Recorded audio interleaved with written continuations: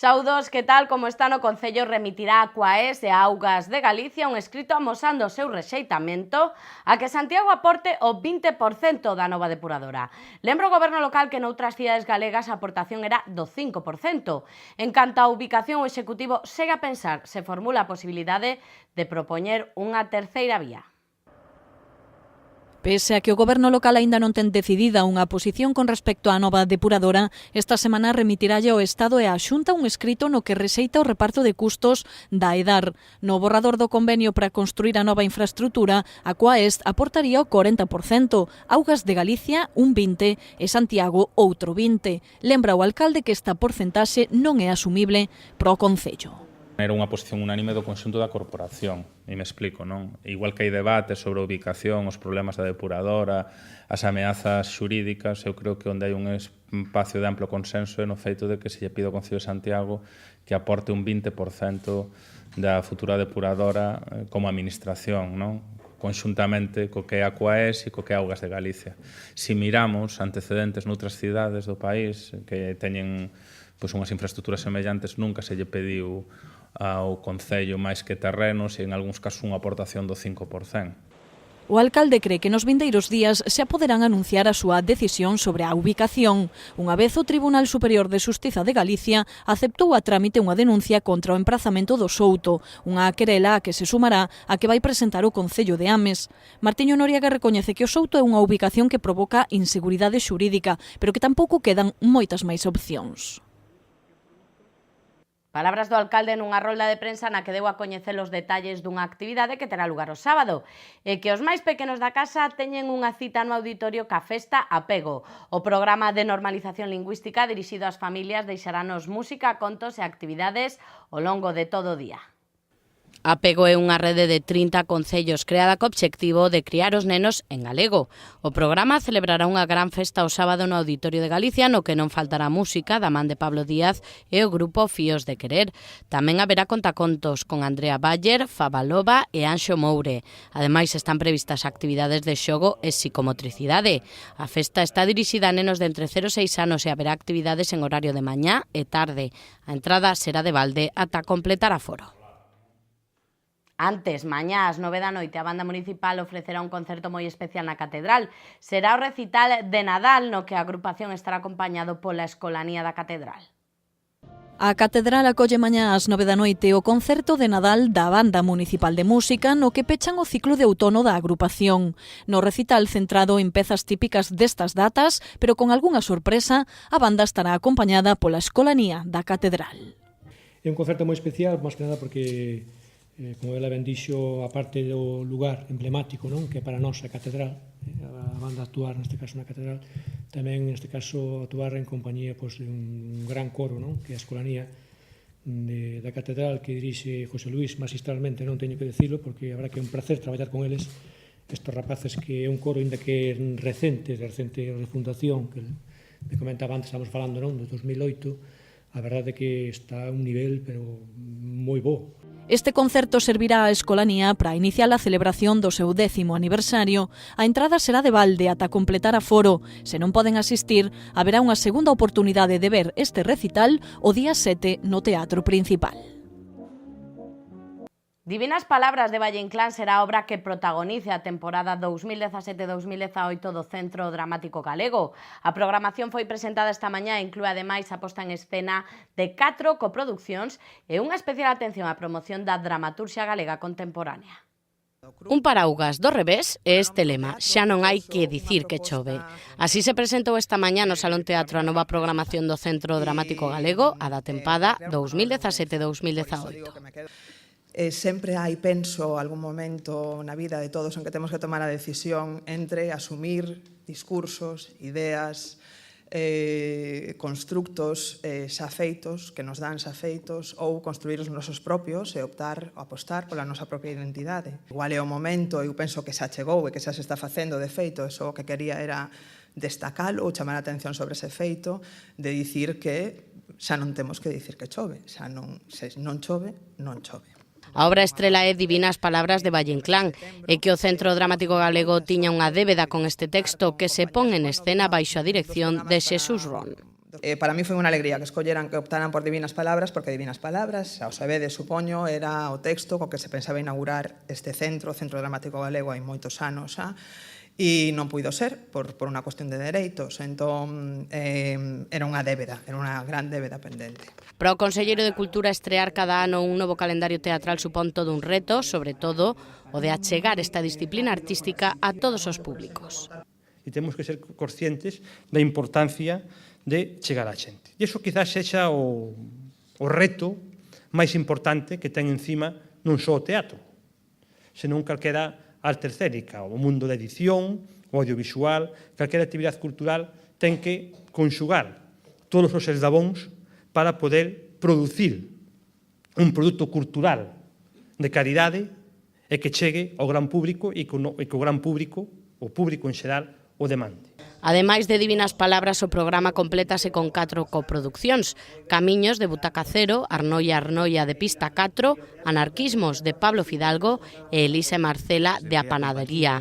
Ademais, dende o Centro Dramático Galego queren facer fincapé no impulso e promoción da dramaturxia galega contemporánea, que se artellará arredor de grupos de traballo e talleres.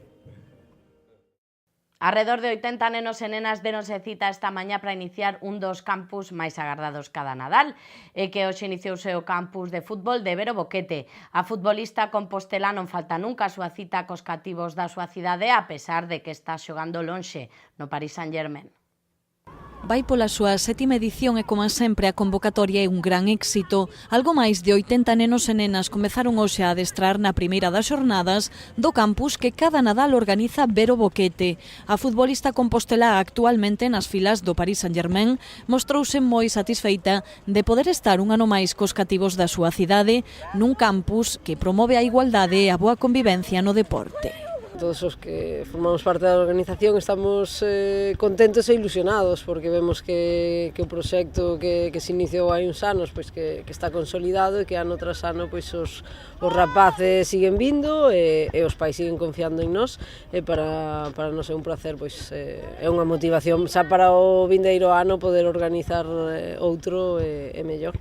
Vero aproveita o pouco tempo libre que ten para estar cos participantes no seu campus. De feito, en breve ten que volver a París. A xogadora tamén nos resumiu o mellor do seu ano deportivo. Moito non podo porque teño que voltar a París, entón quería disfrutar pois, sobre todo este primeiro día con eles, darlle a benvida, a presentación e demais, e agora pois aproveitar para adestrar con eles, que tamén é o que máis lles gusta. E o importante pois é tamén aceptar as cousas como son e dentro do bo ou do malo pois disfrutalo da mellor maneira. Eu penso que este ano, esta tempada, disfrutei no moito, quedou co mellor, que foi xogar esa final da Champions, aínda que non conseguiremos levantala.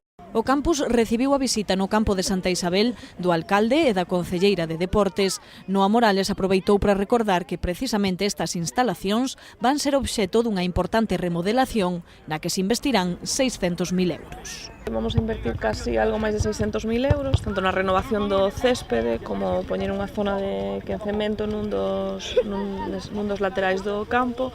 Vai tamén levar cuestións de recollida de pluviais, aproveitando as augas de Compostela, que son abundantes e numerosas, sobre todo no inverno, e vai haber unha obra tamén de accesibilidade para a grada que boa falta lle facían. E que Santa Isabel é unha das instalacións deportivas máis emblemáticas da cidade, onde xogou o Compostela ata o seu traslado a San Lázaro, e que hoxe en día acolle gran volume de partidos da base. Aínda en clave deportiva, saiban que as piscinas de Santa Isabel acollen entre mañá e o sábado o Campeonato Galego Absoluto de Natación. Está prevista a participación de 26 clubes e máis de 330 nadadores.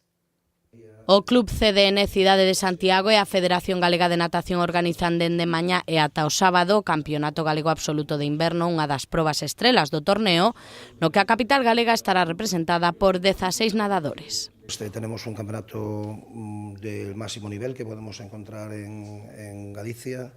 Es el campeonato más importante de piscina de 25, el resto de campeonatos se celebrará en piscina de 50 y este es el último campeonato de piscina de 25.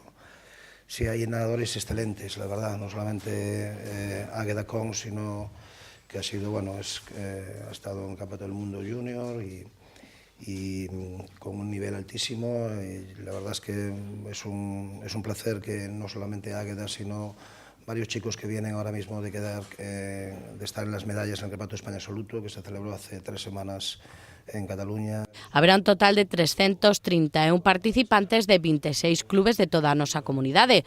O campeonato celebrarase nas piscinas de Santa Isabel. Tamén lles contamos unha curiosidade, que os afeccionados do Compós están de noraboa. Ademais do liderado do equipo, na primeira volta do campeonato de terceira agora teñen unha botella de Mau personalizada co escudo do club. A ese de Compostela atópase sen competición nestas datas de Nadal, volverán o 7 de xaneiro coa tranquilidade de ser os campións de inverno na terceira división. Así as cousas, a familia branquiazul está de celebración e Mau quixo ter un detalle persoalizando unha das súas botellas de cervexa, adicada ao club. O envase que foi presentado no restaurante Horta do Obradoiro leva inscrito o lema Compostelanízate e o escudo do club. Trátase dunha edición especial e limitada que se poderá conseguir en distintos establecementos. Distribuiránse un total de 12.000 unidades.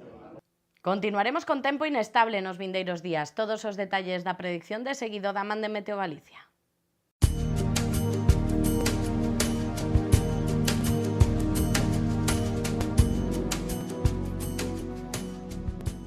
O xoves en Galicia agardamos un ceo moi anubrado con chuvias febles pola mañá que irán remitindo na tarde.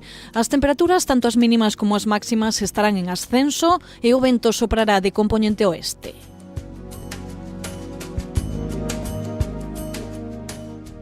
O venres agardamos chuvias generalizadas ao final da madrugada e principio da mañá de intensidade moderada que darán paso a unha xornada de alternancia de nubes e claros. As temperaturas estarán sen cambios e o vento soprará do suroeste con intensidade moderada.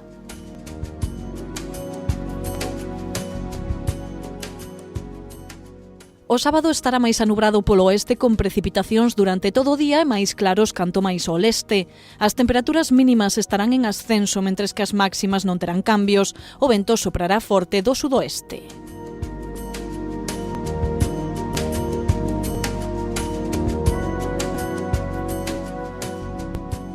O xoves en Santiago amenceremos con ceos cubertos e chuvias que darán paso a unha tarde máis tranquila sen precipitacións. As temperaturas suben tanto as mínimas como as máximas.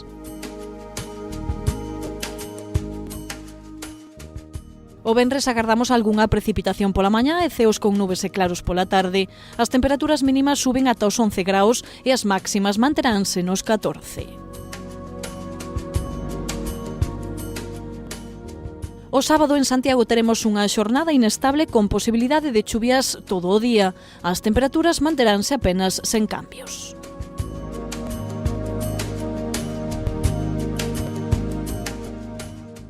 Imos xa con o noso habitual repaso pola axenda cultural na que temos algunhas actividades interesantes para o seu tempo de lecer.